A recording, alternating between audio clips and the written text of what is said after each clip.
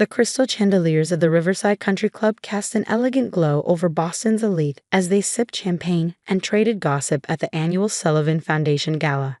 I stood at the edge of the crowd, watching my father-in-law hold court among his admirers. My name is Angela Chen Sullivan, and this is how I expose the dark truth behind America's most respected family. Another drink, Mrs. Sullivan? A waiter appeared at my elbow with a fresh glass of champagne. No, thank you. I needed a clear head tonight. 5 years of marriage to Michael Sullivan had taught me that his family was most dangerous when they were being charitable.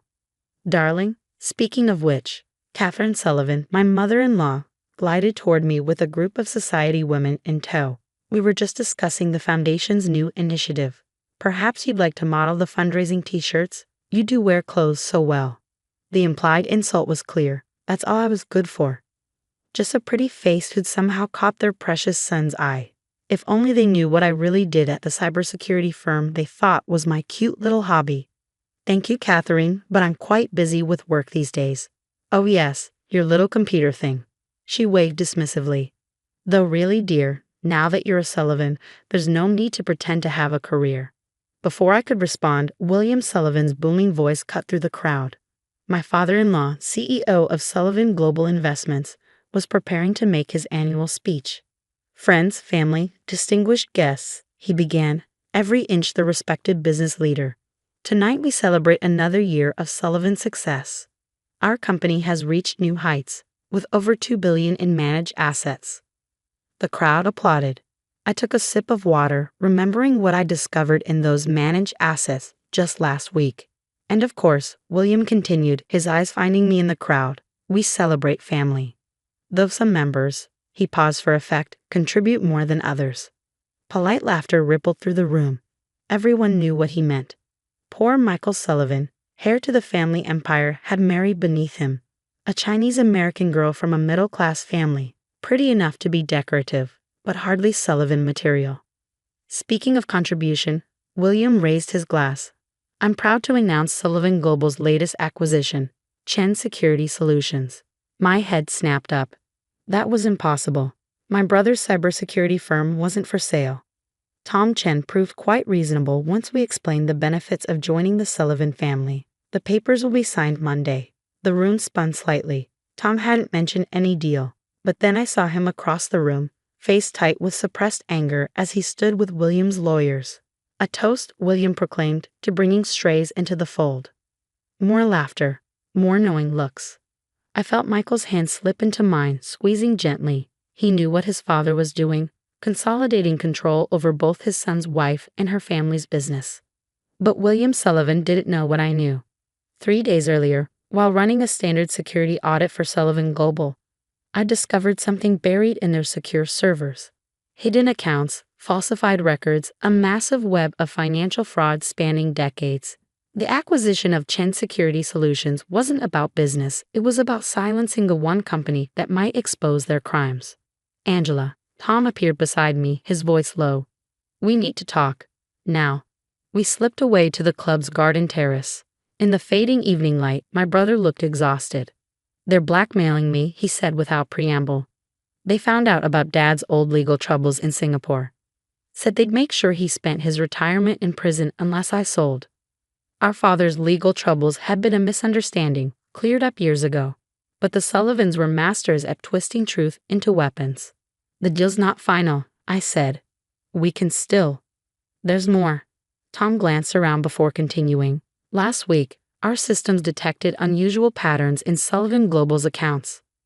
I started dating, but then they came after Dad. Angela, I think they're running a massive fraud scheme, I finished. I know, I found it too. He blinked.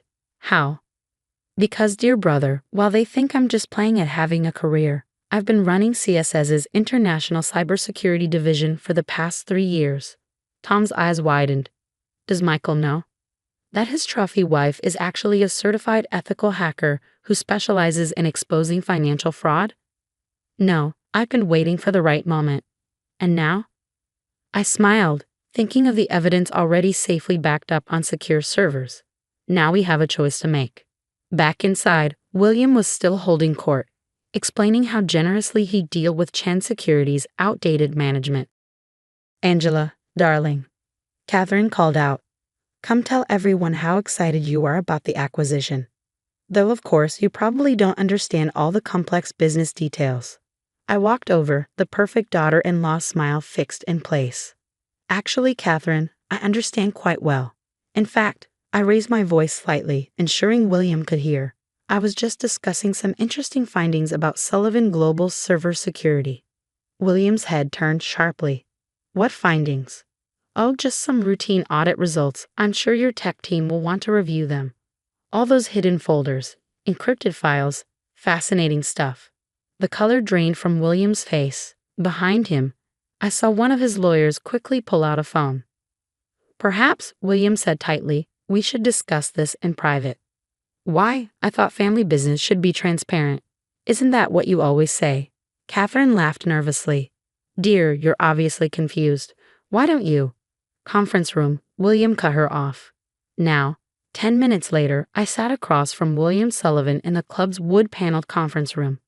Michael sat beside me while Tom stood by the door. Catherine paced nervously while two Sullivan Global lawyers watched with worried expressions. What exactly do you think you found? William's voice was dangerous.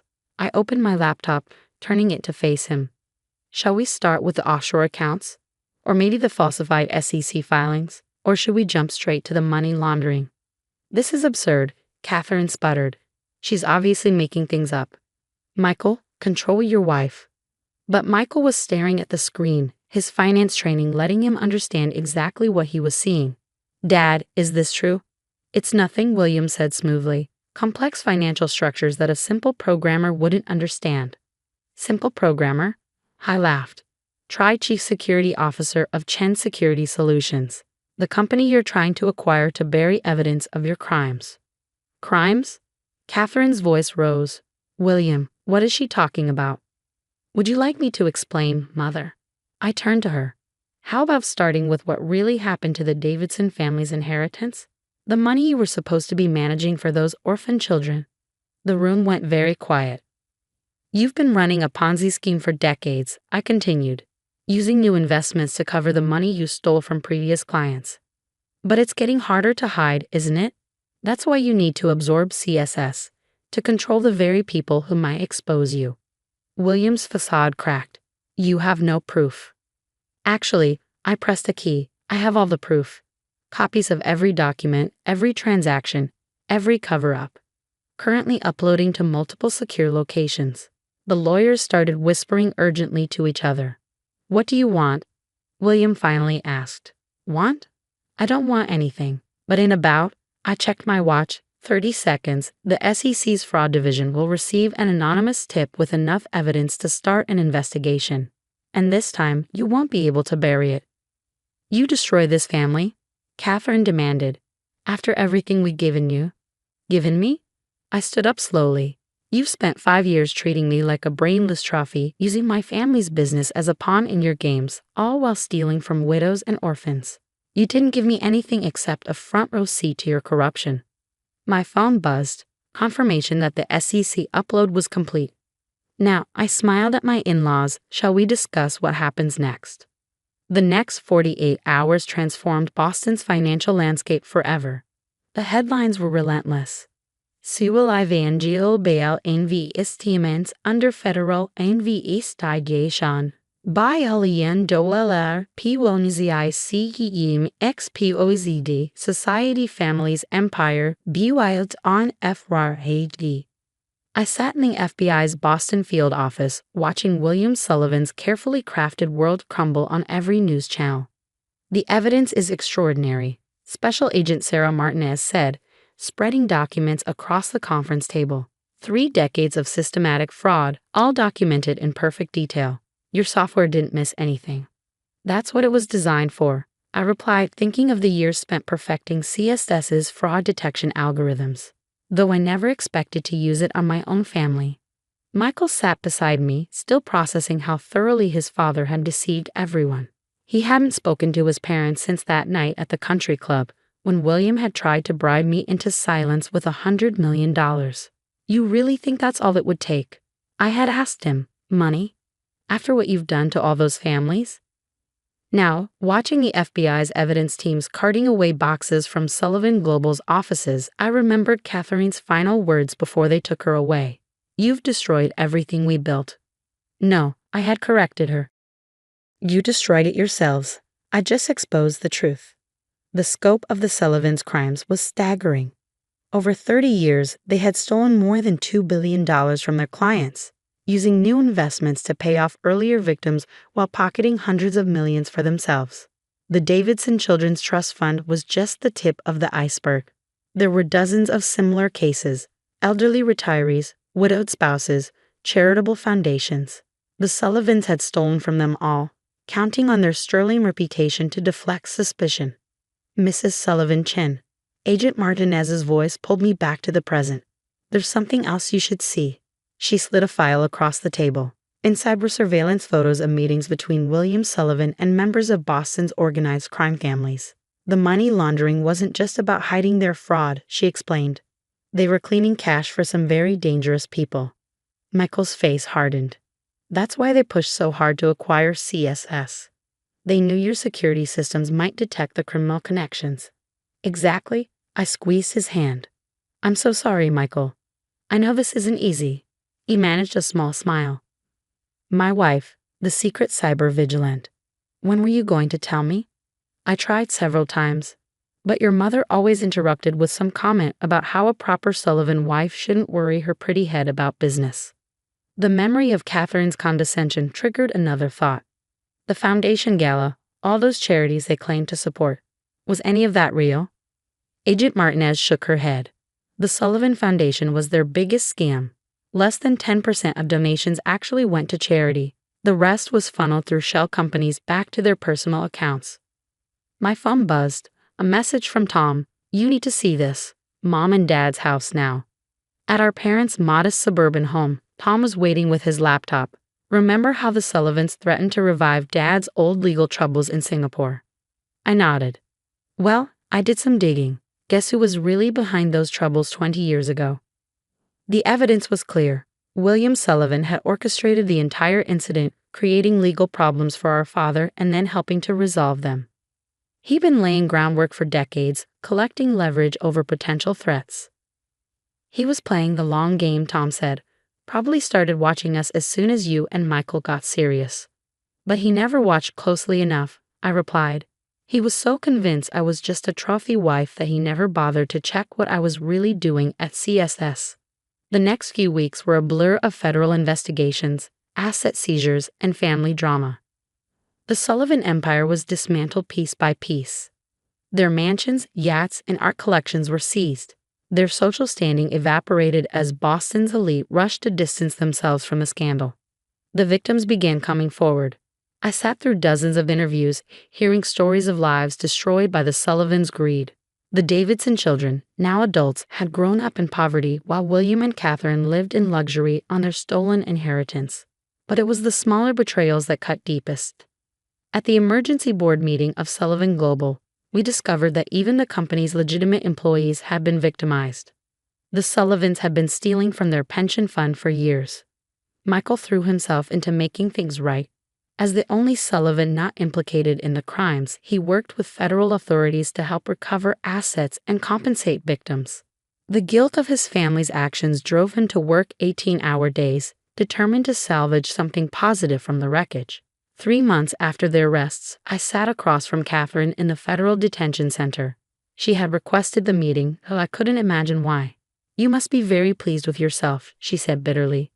"You've destroyed a dynasty." "You destroyed it yourselves," I replied calmly. "I just chose not to be complicit. We gave you everything: status, wealth, a place in society. And this is how you repay us." I leaned forward. "You gave me nothing but contempt and condescension. You saw me as a pretty ornament for your son, too stupid to understand your complex business dealings. That was your mistake. Our mistake was letting Michael marry beneath his station. No, your mistake was believing that status and wealth matter more than integrity. That's why you never saw me coming. You were so busy looking down on me that you didn't notice I was looking right through you." As I stood to leave, she called after me, "He'll never forgive you for this. A wife doesn't betray her family." I turned back. "You're right. A wife doesn't betray her family. That's why I stopped you from destroying mine. 1 year later, Michael and I stood in the newly renovated offices of Chen Sullivan Securities. The company combined CSS's cybersecurity expertise with the legitimate remains of Sullivan Global, creating something new from the ashes of scandal. The Davidson children attended the opening ceremony. They were helping us establish a foundation, a real one this time, to help victims of financial fraud. The eldest, Sarah, now worked in our legal department. You know what's ironic? Michael said as we watched the sunset from our new offices. All those years they spent teaching me about power and status, and it took losing everything to show me what really matters. I thought about William and Catherine serving long prison sentences while their empire crumbled. They still didn't understand that their real failure wasn't getting caught. It was believing that appearance mattered more than substance. Tom joined us, carrying printouts of our latest security algorithms. Just got the FBI contract approved. They want to implement our fraud detection system across all major financial institutions. Not bad for a trophy wife's little computer thing, I smiled. The Chen Sullivan Foundation's first initiative was a scholarship program for women in technology and finance. We named it the Catherine Sullivan Memorial Scholarship, not to honor her, but to remind everyone that the greatest frauds often hide behind respectable facades. Last week, I spoke at a conference on corporate crime. Someone asked what I'd learned from bringing down one of Boston's most powerful families. Success isn't about what you appear to be, I told them. It's about what you actually are. The Sullivans spent so much time maintaining their image that they forgot to maintain their integrity. Michael and I are expecting our first child next spring. When they're old enough, we'll tell them the whole story, not to dwell on past wrongs, but to teach them that true worth isn't measured by social status or bank accounts. It's measured by what you do when faced with a choice between easy wrong and difficult right. As for those society ladies who once whispered about the Sullivan heirs' inappropriate marriage, they now whisper about the woman who exposed Boston's crime of the century. But I don't care about their whispers anymore. I'm too busy building something real.